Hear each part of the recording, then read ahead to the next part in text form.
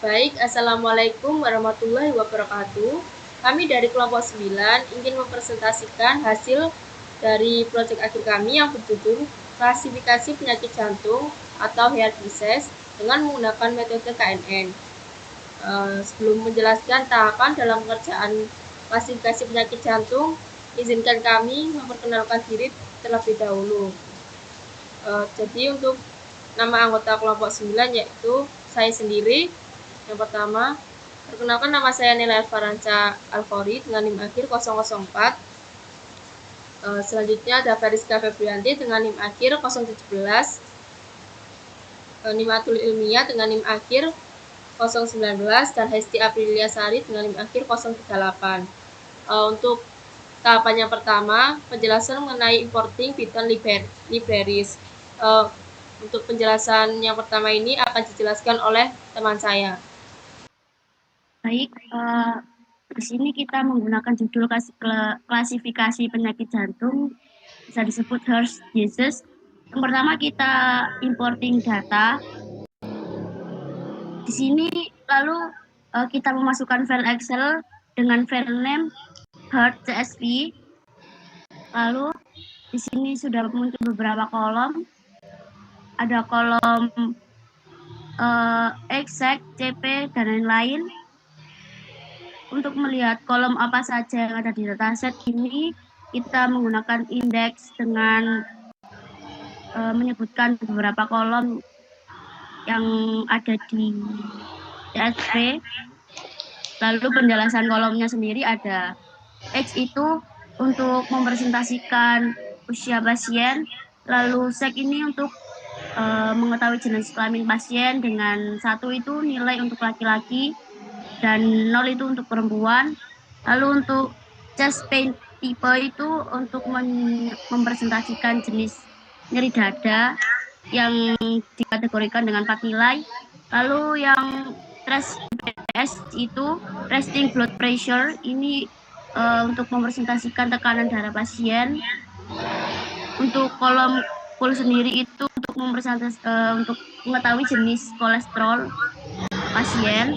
Lalu untuk resting blood sugar ini itu untuk mengetahui kadar gula pasien.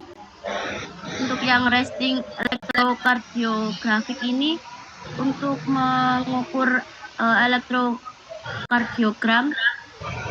Dan untuk yang selanjutnya ini ada maksimum heart rate activity, ini untuk mengetahui jenis detak jantung pada pasien.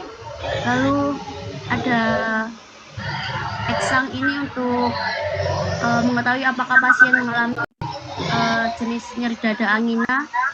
Dan Olpek ini segmen untuk mengetahui depresi, aktivitas dari pasien. Lalu untuk slope ini jadi kita tuh mengetahui jenis dari segmen elektrokardiogram. Untuk CA ini number of major, ini itu untuk mempresentasikan jumlah pembuluh darah. Dental ini itu hasil dari thallium scan. Dan yang terakhir ada target, ini untuk 0 tidak ada penyakit dan 1 ini ada penyakit. Selanjutnya akan dijelaskan oleh teman saya. Baik, untuk selanjutnya itu tahap EDA atau tahap eksplorasi data analisis, dimana yang pertama kita melakukan pengecekan tipe data. Nah, untuk pengecekan tipe data seperti pada gambar di ini. Nah, untuk jika dilihat dari output di atas itu kan dapat dilihat ya, hasilnya kan 0000, berarti itu tidak ada missing value atau tidak ada data yang hilang. Lalu selanjutnya itu mengubah beberapa kolom menjadi data kategorikal. Untuk data yang akan diubah itu pertama itu ada daftar yang berisi nama-nama kolomnya itu berisi sex, CP, BS, restek, eksang, slope, CA, dan tol. Untuk mengubah tipe datanya sendiri itu yaitu DF dalam kurung data sama dengan DF dalam kurung data .as type atau kategori. Nah, baris ini tuh menggunakan metode step atau kategori itu untuk mengubah tipe data kolom-kolom yang terdaftar dalam data sebelumnya untuk menjadi tipe data kategorikal. Lalu yang terakhir untuk menampilkan informasi tipe data setelah diubah itu kita tinggal print aja dalam kurung df.types. Nah, baris ini tuh fungsinya untuk mencetak informasi tipe data dari setiap kolom dalam data frame df setelah dilakukan pengubahan. Nah, outputnya itu akan menunjukkan bahwa kolom-kolom yang terdaftar dalam data telah diubah menjadi tipe data kategorikal. Nggak lupa juga di sini tuh ada pemisahan numerikal dan kategorikal. Untuk penjelasannya, yang pertama untuk pemilihan kolom numerikal itu ada numerical underscore call, yaitu baris ini tuh menggunakan metode select underscore types atau exclude sama dengan np.object. Nah, ini tuh untuk memilih kolom-kolom dengan tipe data numerikal atau angka dari data frame df. Parameternya itu exclude sama dengan np.object underscore. Nah, itu digunakan untuk mengambil kolom-kolom yang bukan bertipe objek. Nah, objek itu biasanya mempresentasikan tipe data string atau kategori. Lalu untuk pemilihan kolom kategorikal yaitu baris ini tuh menggunakan metode select underscore types dalam kurung exclude sama dengan np.number. Nah, itu tuh untuk memilih kolom-kolom dengan tipe data kategorikal atau bukan angka dari data frame EDF. Nah, untuk parameternya itu kan exclude sama dengan np.number. Itu digunakan untuk mengambil kolom-kolom yang bukan bertipe data numerikal. Nah, dengan adanya cara ini tuh kita dapat memeriksa kolom-kolom data frame menjadi dua kelompok utama, yaitu numerikal dan kategorikal, yang nantinya dapat digunakan untuk analisis dan pemrosesan data yang lebih spesifik sesuai dengan tipe datanya. Nah, selanjutnya yang terakhir yang bisa saya jelaskan yaitu ada data duplikat. Yang pertama untuk data duplikatnya itu memeriksa duplikat data, yaitu dengan df.duplikat .sum. Nah, berdasarkan output di atas itu terdapat 723 baris kan yang memiliki duplikat data pada dataset tersebut.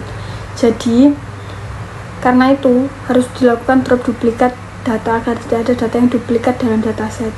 Nah, untuk melakukan drop duplikat sendiri itu yaitu df.drop underscore duplicates buka kurung in place sama dengan true. Nah, selanjutnya untuk memeriksa ulang duplikat data itu kita bisa pakai df.duplicated buka kurung tutup kurung .sum. Baik, saya akan menjelaskan pada jumlah kategori jenis kelamin atau yang disebut dengan seks.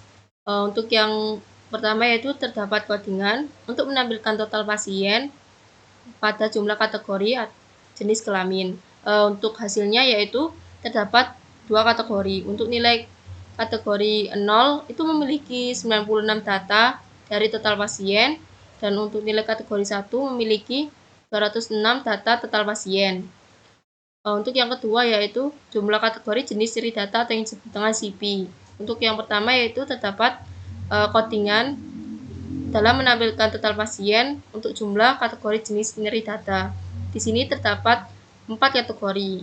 Untuk nilai kategori 0 memiliki 143 data total pasien. Untuk nilai kategori 1 memiliki 50 data total pasien. Untuk nilai kategori 2 memiliki 86 data total pasien. Untuk nilai kategori 3 memiliki total data 23 pasien. Untuk selanjutnya yaitu jumlah kategori kadar gula atau yang disebut dengan FBS. Di sini terdapat codingan untuk menampilkan total pasien dari jumlah kategori kadar gula. Untuk hasilnya yaitu terdapat dua kategori. Untuk nilai kategori 0 yaitu 257 data total pasien. Untuk nilai kategori 1 memiliki 45 data total pasien. Selanjutnya yaitu jumlah kategori hasil elektrokardiogram atau restage. Di sini terdapat codingan untuk menampilkan total pasien dari jumlah kategori hasil elektrokardiogram. Nah, di sini terdapat 3 kategori. Untuk nilai kategori 0 memiliki 147 data total pasien. Untuk nilai kategori 1 memiliki 151 data total pasien, dan nilai kategori 2 memiliki 4 data total pasien.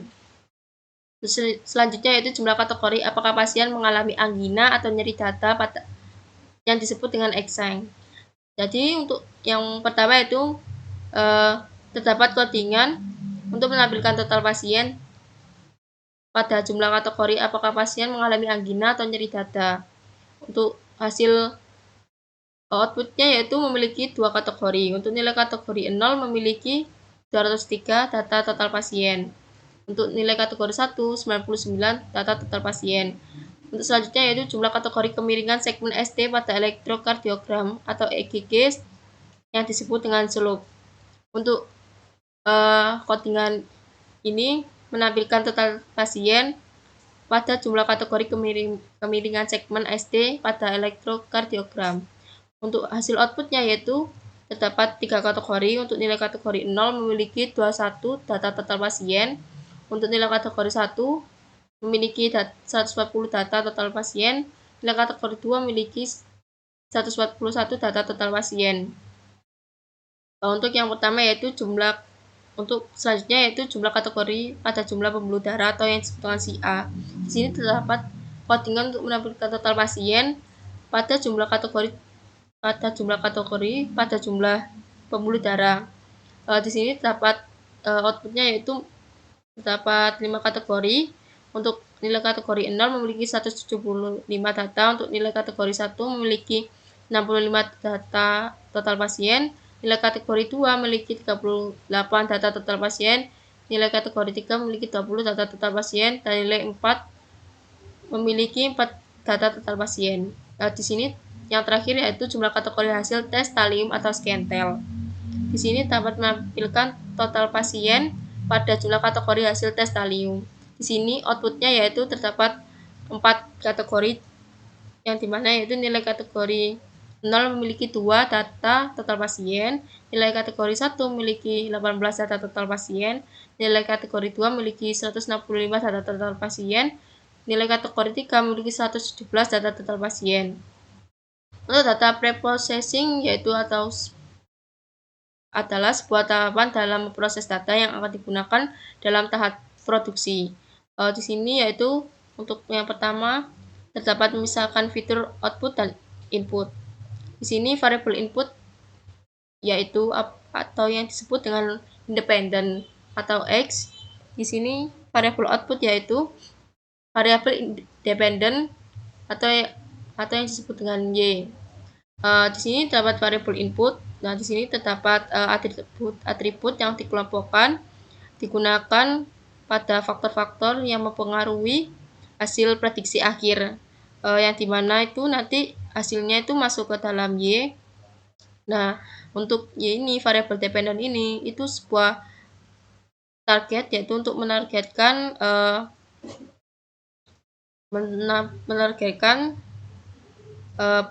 sebuah prediksi di mana kolom target pada penyakit jantung ini menjelaskan apakah pasien mengalami penyakit jantung atau tidak ada penyakit jantung. Nah, untuk fungsinya itu ya agar kita dapat mengetahui pada pasien tersebut itu mengalami penyakit jantung atau tidak. Nah, untuk pada splitting data yaitu di sini ada X-strain atau X-test. Untuk X-strain ini yaitu sebuah pelatihan. Di sini untuk tes itu sebuah pengujian yang dimana nanti diuji pada test size. Nah, test size ini yaitu sebuah data yang akan dijadikan hasil. Di sini untuk 0,3 ini bisa diubah sesuai yang kita inginkan. Nanti hasilnya akan masuk ke metode KNN. Ya, metode KNN di sini. Untuk selanjutnya yaitu akan dijelaskan oleh teman saya. Ini saya akan menjelaskan klasifikasi penyakit jantung dengan metode KNN. Pertama, di sini ada diktionary nilai dan list. Itu yang akan digunakan untuk menyimpan nilai akurasi dari model KNN ini. Pada setiap iterasi dengan jumlah tetangga yang berbeda,